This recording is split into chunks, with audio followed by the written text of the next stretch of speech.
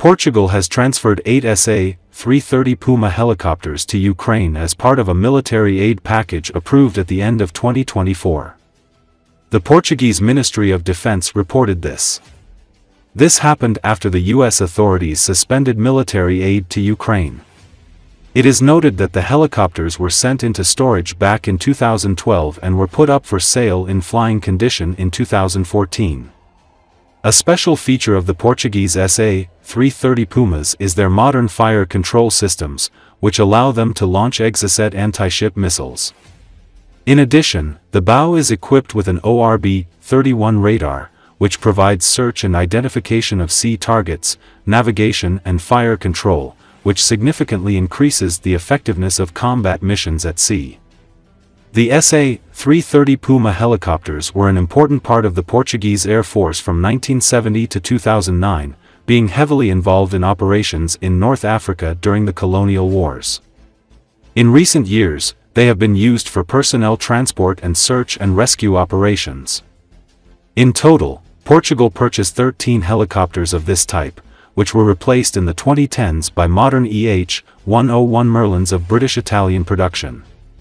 Let us recall that in September 2024, Portugal transferred 6 Russian-made Ka-32 firefighting helicopters to Ukraine. The SA-330 Puma went into serial production back in 1968, and new modifications are still being produced today. Its maximum speed is 257 km per hour, flight range is about 580 km, service ceiling is 4,800 m.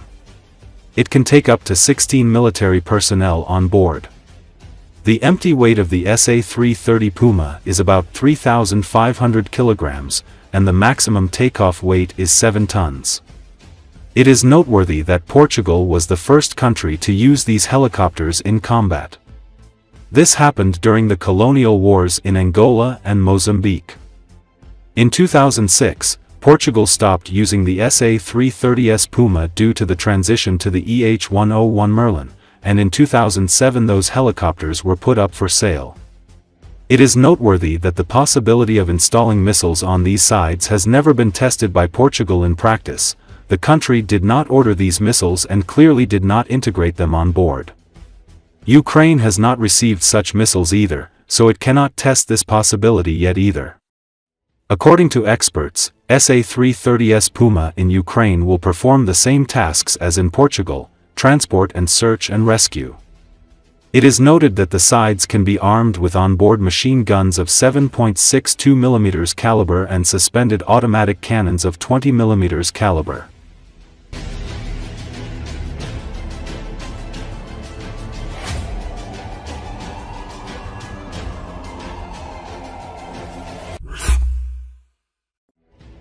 Bohdan Dolince, aviation expert and member of the Public Council at the State Aviation Service of Ukraine, noted that Europe has fighter jets more powerful than the F-16, including the French Rafale, British Eurofighter Typhoon, and Swedish Gripen. He shared the information on Espresso TV. Regarding the situation with the US freezing technical support for F-16s to Ukraine, there are alternative aircraft in Europe. First and foremost, we are talking about the Mirage fighter jets, which France is gradually bringing into service. These planes are comparable in their characteristics to the F-16s that Ukraine has received. However, there are also more modern aircraft. As in France, in addition to the Mirage, the main combat aircraft is the Rafale.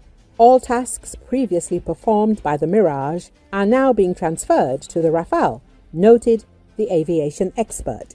According to him, there is also the British Eurofighter Typhoon, which is a highly effective fighter jet in terms of its characteristics, including its radio-electronic reconnaissance and detection systems. It has radars, and in some modifications, they are even more powerful than the F-16 in the version that Ukraine received.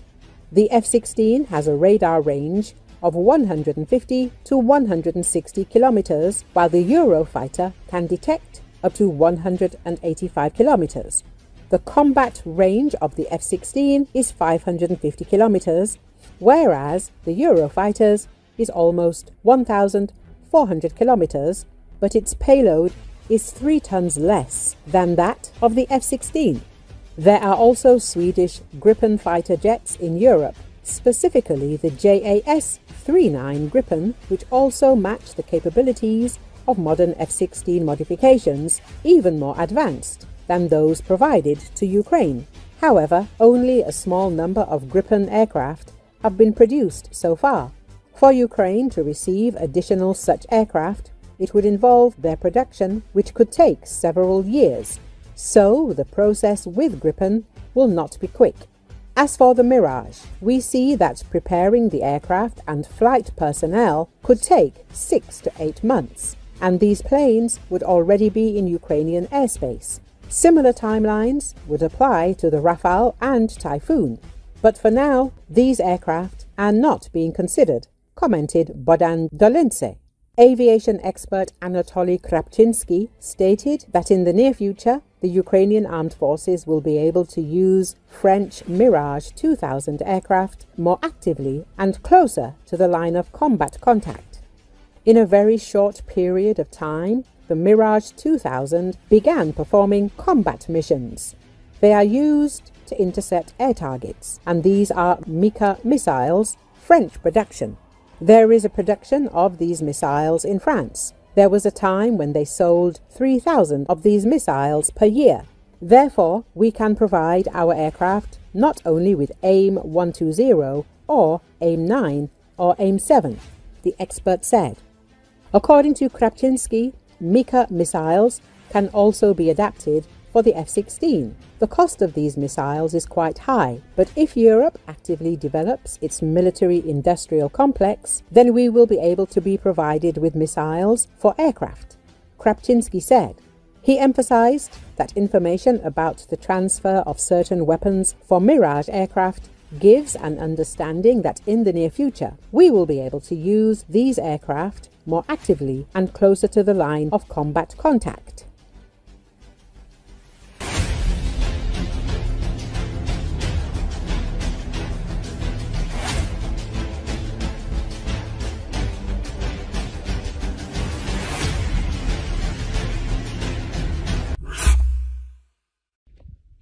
The soldiers of the invading Russian army have demonstrated 2 more roads along which armored combat vehicles, military trucks, and passenger cars have been destroyed by the Ukrainian army. The images were distributed on Telegram channels. The armored vehicles were mainly destroyed by various types of drones, as well as artillery and missile strikes. The Russian military usually calls the roads that are under the fire control of the Ukrainian army and where a large number of military vehicles are regularly hit, the road of death.